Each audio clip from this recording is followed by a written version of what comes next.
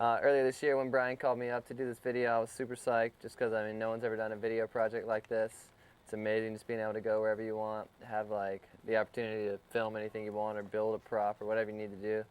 So I was super amped to film all year, and then a couple weeks after that, before I had even really filmed any clips, I went to the Metro Gym and tore my PCL, which sucks real bad because I've had a loose knee all year. I had to get a knee brace. I have to wear that every time I ride. So pretty much all the time I'm thinking about that, just not hurting my knee more and trying to keep my legs strong, trying to do all the contests all at the same time. I feel like I've gotten some pretty good footage, but throughout the year it's just been injury after injury with pretty decent swelbo, hurt fingers, ankles, lower back was hurt for a while, and now it's just in England and separated my shoulder. Pretty much got 2 weeks left or 2 months left to film for the video. So I don't know, I'm gonna be working as hard as I can. Hopefully I can produce the rest of this video part. But I mean, it's a real struggle, but it's all worth it in the end when you see the video part. And I mean, I'm real stoked on this whole year. Just had so much fun, traveled so many places, probably the most busy schedule I've ever had. So I mean, I don't know what more I could ask for. Even working through all these injuries is still a great time, which sounds crazy. Injuries are definitely a downfall to BMX riding.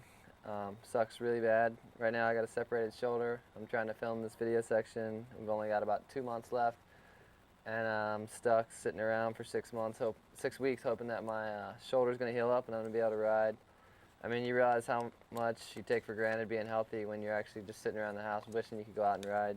I know there's been so many days where I didn't go out and ride or film or do whatever I should have been doing. Now that I'm sitting around, it's like really makes me realize that I don't have that many years to ride, and as much as I'm healthy, I need to be going to the gym and working out and trying my hardest just so that I can get out there and shred all the time and not be sitting at the couch. But when I get back on my bike, I'll probably be, I think I'm answering this too long and it's all over the place.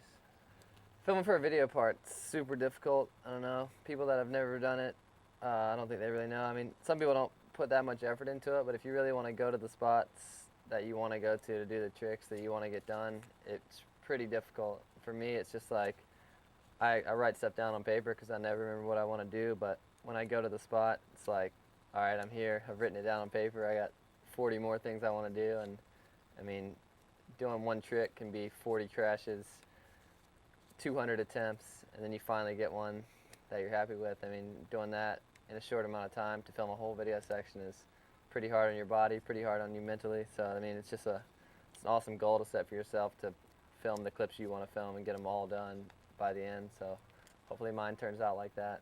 I grew up in Greenville, North Carolina, which is a pretty sweet scene for BMX these days. When I grew up, I really didn't know there was much of a BMX scene. I just used to go down to the softball field, and there was a decent skate park right beside the softball field. It was a parking lot with a box jump, old beat down mini ramp, and a decent quarter pipe. Roughest gravel you ever seen. Chunks sticking off about a ½ inch. So if you went down, it was road rash, like a shark bit you. But I don't know, I got a Diamondback Cool Streak I bought. Went out to the park. Was riding for about 2 weeks. There was only about 3 or 4 riders in town. Don Wygant, Steve Nowak, Dave Mira, Tim Mira, Chris Shelkoff. When I first met Dave, I didn't even know who he was. I just knew he was an amazing rider. And then, like, I guess a couple weeks later, someone at the skate park told me who he was, and I seen him on TV a few times, and I was like, oh, sweet. But it was pretty cool to find out it was him and grow up riding with those guys. I think it's had a huge influence on my riding.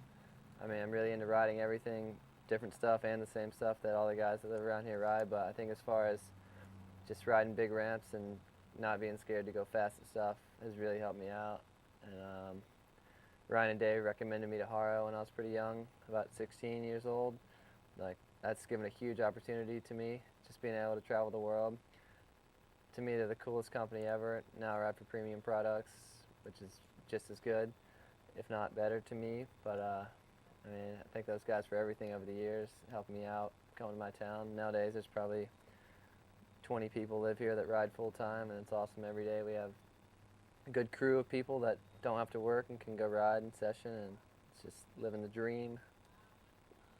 Making the decision to ride bikes full time to me, I was making a few $100s a month from Haro bikes, and I was in high school. I was a senior, and I was deciding whether I wanted to go to college or whether I just wanted to get a cheap apartment around here and keep riding full time. Had the biggest arguments with my mom even when I was in 11th grade. I just wanted to try my hardest and see if I could do it. Travel the world for a few years before I started college, or just, I don't know, if you can live it, why not live it? And that's what I thought. My mom was not into that at all. She wanted me to go to college. She was just scared that I would live this life of never doing anything and live in an apartment and barely being able to pay my bills. But to me, it was worth it to take that gamble. And like today, I'm making good enough money where I've bought a house and I'm living comfortably and actually able to invest a little bit of money. And I don't know, I feel super fortunate because there's so many people in the world struggling that have definitely put in just as much effort for me and haven't just been fortunate enough to have the opportunity to see everything I've seen and just have so much fun. And I'm thankful every day. I thank God for everything. And I don't know, I just say go with your dream. If it doesn't work out, make another plan. As long as you're motivated to do something, you're gonna make it through. And for me, somehow it's worked out so far. Hopefully I got many more years to come. It's always been a hobby of mine, pretty much building anything or trying to build anything. And for the last year, me and Steve Caro, dude, helped me with my kitchen some, and I've kind of taken over the end of the job by myself, and it's so much fun. Just rather than hiring someone to do it, buy tools and just go for it, and hopefully it works out. And I don't know, recently I bought a tile saw and an air compressor and drill gun, nail gun, and all that stuff. And kitchen's almost done. It's such a fun hobby, and kind of like building a little entourage of tools. So maybe one day I'll be cruising around working on your kitchen. Mira's just moved in across the street, one house over to the left. He's got about 8 crews over there. One person doing cement in the driveway, one person doing drywall, one person putting in new fixtures on the sink, one person putting new knobs on the cabinets, one person putting new countertops, one person putting new appliances, one person adjusting the cell phone, one person putting new tires on the car. But I mean, we're battling for the Home Improvement Award, so hopefully my kitchen gets finished before his. I just got to get on it. A little hard working one-handed, but I don't know. We'll see. BMX is full of trends, as probably everyone watching this knows. One of the trends in past years, I don't know if it still is or not, is to hate contests, but still go and just talk about how much you hate it and hate everyone there. To me, I think contests are awesome. It's a great way for me to push myself as far as just mentally trying to put together a run and see what you can do under pressure. I mean, of course you get money for doing good in the contest. That's a plus, a bonus, but I don't dislike the contest just because you get money, and I sold out, which is probably the dumbest thing I've heard also. But yeah, video parts are awesome too. It's this different goal. It's more of a long-term goal. You usually set your standards a lot higher, which makes it a lot more stressful. But just the quick session of a contest where you got to drop in and do it right then and see what you can produce is like a totally different kind of riding. Pretty equivalent to filming a good video part, I'd say, even though some people disagree. But I mean, it's all bike riding to me, and I love it all. Coincidentally, the start of this video was right near the start of the Do Series, which has been real hard because the Do Series is once a month, and when you're trying to plan trips, trying to get everyone riding, filming in the same spots when they can all work on the same dates has proven impossible. It's pretty much whatever you see in this video, which I hope you like it. It's been really hard, and everyone's worked hard to finally get dates where they can go film together. For the filmer to be there, the riders to be there, the weather to be there, the right spots to be there, and to not break your bike. Putting all that together is real sweet. But the Do Tour is sweet too, because they've put together the series with huge money, so a lot more people are making a living riding. And if you can basically get to the contest, last place, you make, I think, $1,000 bucks, which is awesome for big companies to step in and help out the whole sport. So the series hopefully goes for the next infinity years, and we can all keep doing it. Do a typical day for me. Get up about sometimes 10:30, 2:30, 5:30, something like that. Pretty much go eat at Bojangles generally. Boss Hogg's Backyard Barbecue, whatever's on the agenda, something close by. Go riding as long as I'm not hurt. If I am hurt, go visit my sister Haley, which is one of my favorite people in the world. And just pretty much not do much all day except for ride, try to film. Hang out with friends. I don't really go road biking too much, but I've been thinking about doing that later so that my legs get...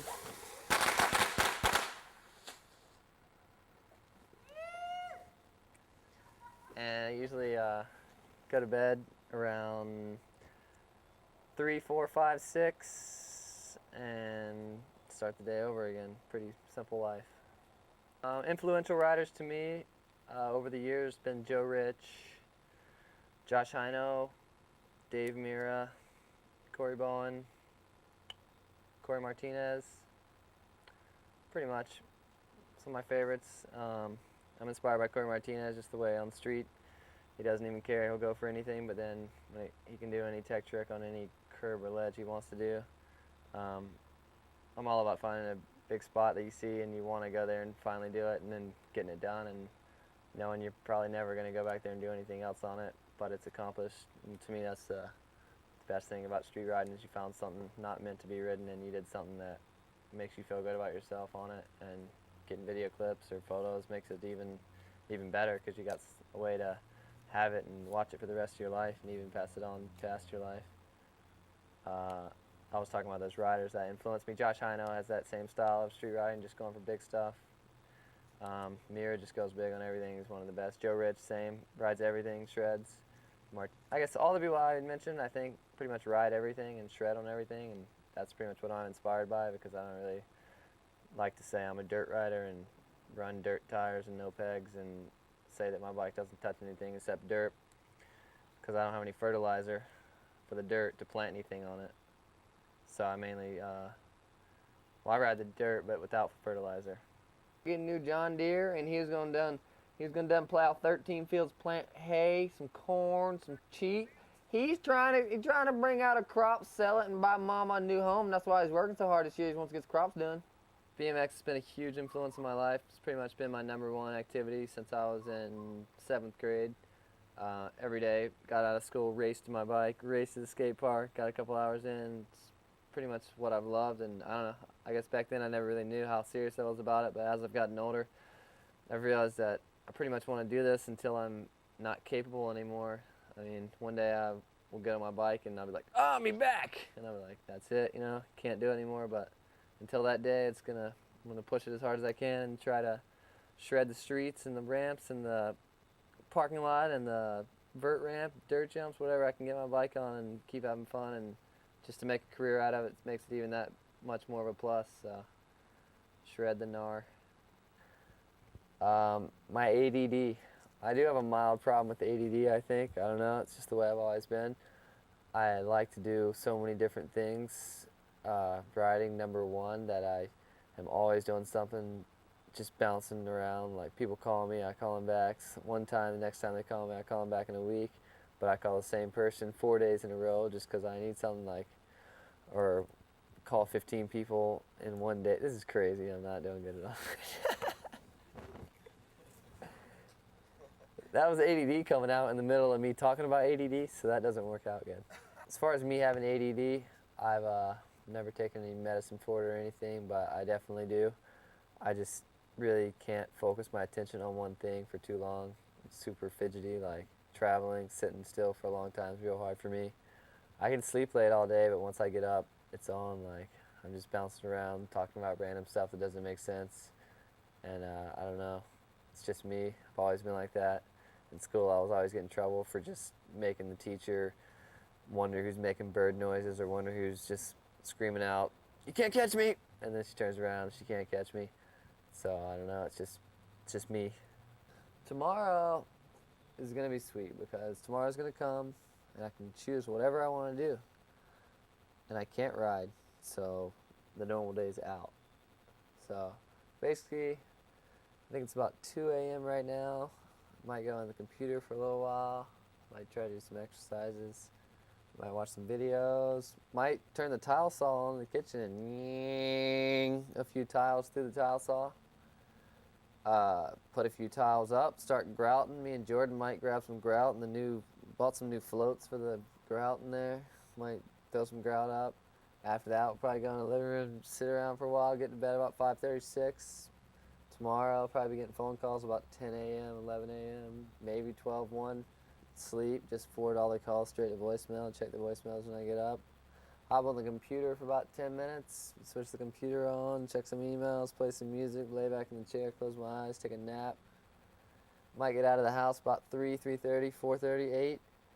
Head down to Bojangles, call up Steven, see if he's working. If not, he'll probably meet me down at Bojangles, eat some 4-piece Supreme dinner, fries, gravy. Bow size that, or a super bow to all you unfamiliar people. Eat that up, probably head out, Might work on the kitchen a little bit. Might take another nap, get on the computer. Talk about maybe getting a new car, but not ever doing it. And looking online for plumbing parts for the sink. Right now we're looking for one side we're going to have a disposal, so we're going to have a nice stainless drainer, and we want to have the same drainer on the other side so they match, so all the water drains down in the same color coordinated area so you don't pollute the water. RC stuff's coming back in, so we'll probably fly planes. So actually back my day up, I'm pushing everything forward, so that means everything I'm an hour or two late for.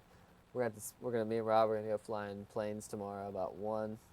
Probably fly those for a couple hours. Probably cancel everything else in the day, actually. Just everyone that thought I was going to show up, not show up. Just do whatever I wanted to do, and I don't know, whatever. And then probably get home late, work on the kitchen a little bit, eat, go to sleep, and start it all over again.